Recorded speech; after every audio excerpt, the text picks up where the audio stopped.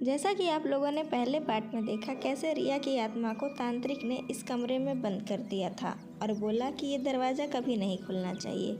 अब आगे रिया की आत्मा को बंद करने के बाद जिया और उसके पति एक दूसरे घर में रहने के लिए चले गए और वो काफ़ी अच्छे से रहने लगे। देखते ही देखते 5 साल बीत गया। अरे टीना, देख जरा प्रिया को फोन तो लगा, निकली कि नहीं वो अभी। 2 दिनों में उसकी शादी है। शादी की बात सुनते ही टीना काफ़ी ज़्यादा उदास हो गई थी क्योंकि जिस लड़के से प्रिया की शादी होने वाली थी उस लड़के से टीना प्यार करती थी।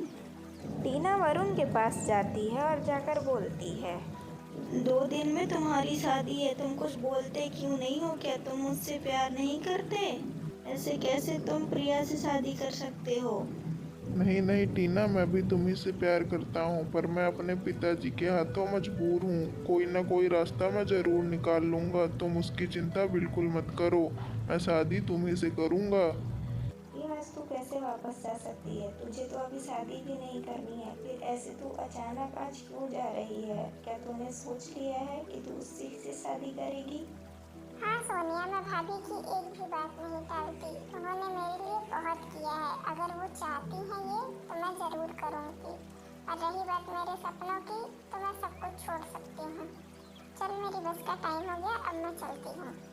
सोनिया से इतनी बात बोलने के बाद प्रिया अपनी बस की ओर रवाना होती है। प्रिया बस में आके जैसे ही बैठती है उसकी मुलाकात अर्जुन नाम के एक लड़के से होती है। वो काफ़ी शांत स्वभाव का लड़का था। अर्जुन प्रिया को उदास मन में देखता है। वो प्रिया से बोलता है, क्या बात है जी, लोग कहीं जाते हैं तो खुश रहते हैं, लेकिन आपका मन तो बहुत उदास है। क्या हुआ, कोई परेशानी है तो मेरे से बोल सकते हो। परेशानी तो है, पर कोई बात नहीं, उसका हल मैं खुद ढूंढ लूंगी। आज मैं अपने घर वापस जा रही हूँ दिल्ली से। 2 दिनों बाद मेरी शादी है, लेकिन जिस लड़के से मेरी शादी हो रही है, मेरी बहन भी उसी लड़के से प्यार करती है और वो लड़का भी मेरी बहन से। अब मैं क्या करूँ, यही मुझे समझ नहीं आ रहा। दिल्ली का नाम सुनते ही अर्जुन के दिमाग में एक बहुत अच्छा आइडिया आता है। वो सोचता है अगर 2 दिन ये यहीं रुक जाए तो इसकी शादी कैसे होगी। थोड़ी ही देर बाद बस एक ढाबे पे रुकती है। दोनों बस से नीचे उतरते हैं। तब अर्जुन बोलता है, तुम दिल्ली से वापस जा रही हो, लेकिन क्या आज तक तुमने पूरी दिल्ली देखी भी है? तुम चाहो तो मैं तुमको दिल्ली अच्छे से घुमा सकता हूँ, लेकिन उसके लिए तुम्हें रुकना पड़ेगा। नहीं, मुझे नहीं घूमना है। वैसे भी घर पे भाभी मेरा इंतजार कर रही होंगी। मैंने बताया ना, 2 दिनों में मेरी शादी है, पर मैं करना नहीं चाहती हूँ। इसीलिए तो मैं बोल रहा हूँ, मेरी बात मानो और एक दिन रुक के मैं कल तुमको नहीं रोकूंगा। बस तुम आज पर रुक जाओ। आज तुम मत जाओ, देखना सब सही हो जाएगा। ठीक है, तुम इतना बोलते हो, फिर मैं रुक जाती हूँ, लेकिन सिर्फ आज। कल सुबह होते ही मैं चली जाऊँगी। अर्जुन प्रिया को खुश करने के लिए उसे बहुत अच्छी जगह पे घुमाता है। दोनों में अच्छी दोस्ती हो जाती है। थोड़ी देर बाद ही पता चलता है कि जिस बस से प्रिया अपने घर वापस जाने वाली रहती है उस बस का पानी में गिर के डूबने की वजह से उस बस में जितने भी लोग थे वो सब मारे गए। ये खबर सुन के प्रिया के घर वालों का भी बहुत बुरा हाल था। उन्हें लगा कि प्रिया भी उसी बस में थी और वो भी मारी गई है।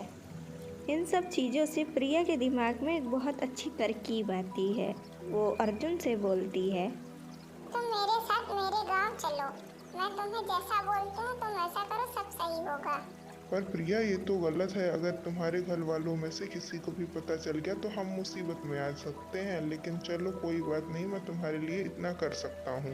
मैं हर तरीके की आत्माओं से बात कर सकता हूँ। मैं प्रिया की आत्मा से भी बात कर रहा हूँ। वो आप सबसे कुछ कहना चाहती है। क्या कहना चाहती है हमारी प्रिया? आप हमें बताइए। उसकी जो भी इच्छा होगी हम उसे ज़रूर पूरा करेंगे। फिर चाहे वो कुछ भी हो, उसकी खुशी के लिए हम कुछ भी करने को तैयार हैं। प्रिया चाहती है कि जैसे आप सब अपने पुराने वाले घर में मिलजुल के एक साथ रहते थे, वैसे ही आप अभी भी उसी घर में एक साथ मिलजुल कर रहें। पुराने घर का नाम सुनते ही जिया काफ़ी ज़्यादा परेशान हो जाती है। वो वहाँ जाना तो नहीं चाहती थी, लेकिन प्रिया की खुशी के लिए वो मान जाती है।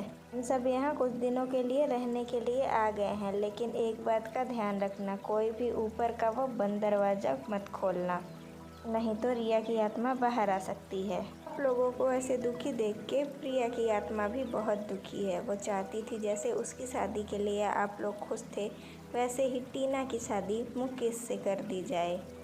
इतना सुन के जिया तुरंत मुकेश को बुलाती है। मुकेश बेटा, मैं चाहती हूँ कि हमारी प्रिया की आत्मा की खुशी के लिए तुम टीना से शादी कर लो। टीना और मुकेश दोनों ये बात सुन के काफ़ी ज़्यादा खुश होते हैं। हाँ भाभी, मैं प्रिया के लिए इतना तो कर ही सकता हूँ, मुझे कोई एतराज़ नहीं है टीना से शादी करने में। भाभी, मैं भी कर लूँगी, अपनी दी के लिए मैं इतना तो कर ही सकती हूँ, उसकी खुशी में ही मेरी खुशी है। सबके मानने से और टीना को उसके प्यार से मिल जाने से प्रिया बहुत ज़्यादा खुश थी। घर बड़ा होने के कारण उसे कोई परेशानी नहीं थी। वो आराम से सबकी नज़रों से छुप के बाहर जाती आती। प्रिया, अब तुम्हें बस करना चाहिए। अगर तुम्हारे घर वालों में से किसी को भी पता चल गया कि तुम जिंदा हो और नाटक कर रही हो तो हम दोनों ही मुसीबत में आ सकते हैं।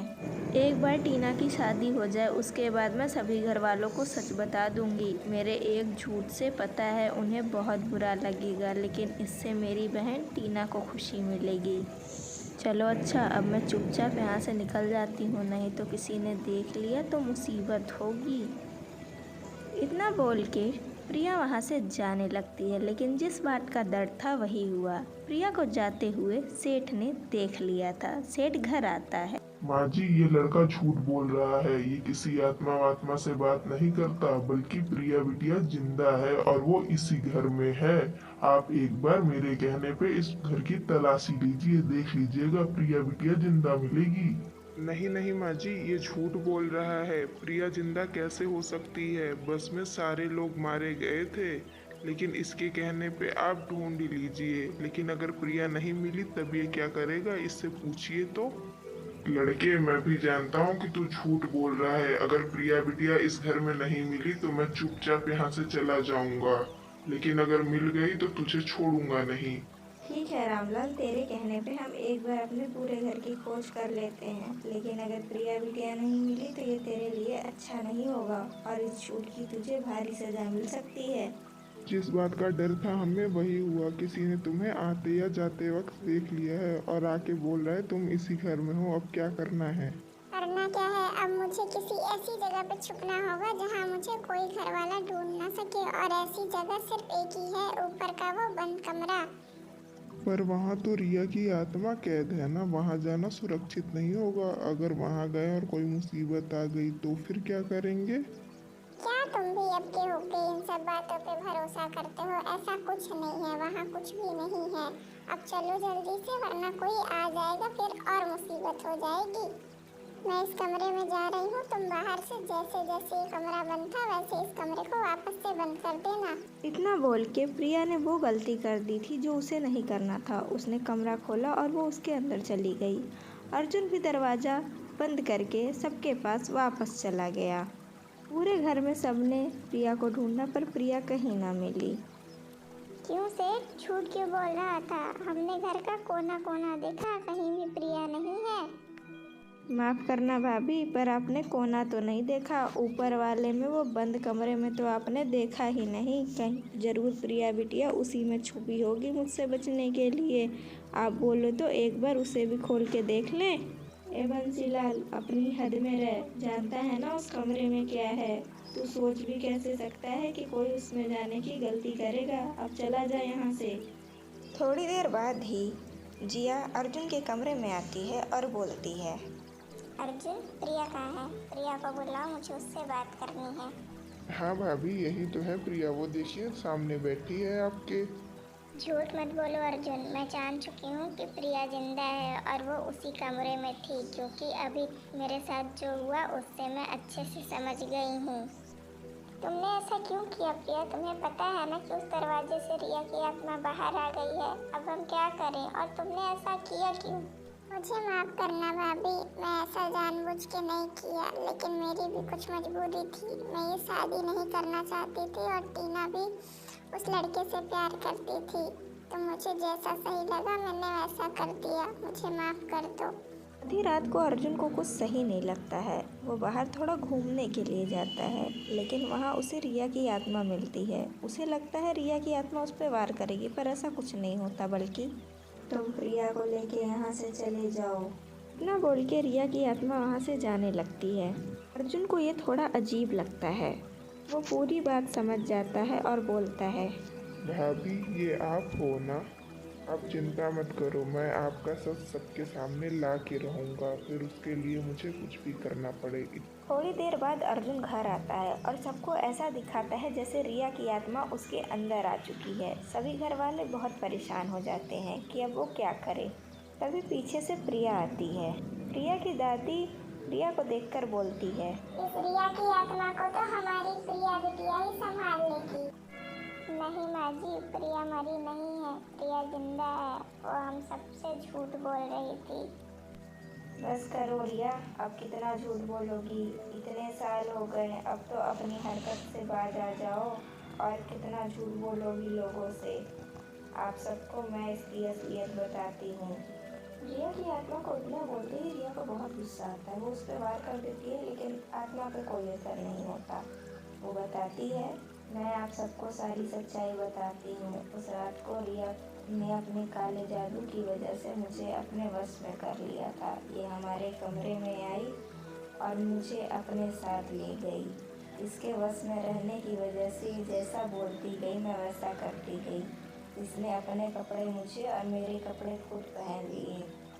फिर मेरे हाथ में इसने चाकू थमा के मेरे ही पति को मारने के लिए फेंक दिया और ये सब हुआ।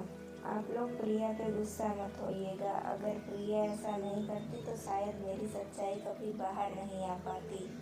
अब एक काम करिए, आप लोग अपने घर वापस लौट जाइए। हम दो बहनों की बात हम दोनों ही सुलझा लेंगे। इतनी बात सुनते ही सभी घर वाले घर के लिए वापस लौट जाते हैं।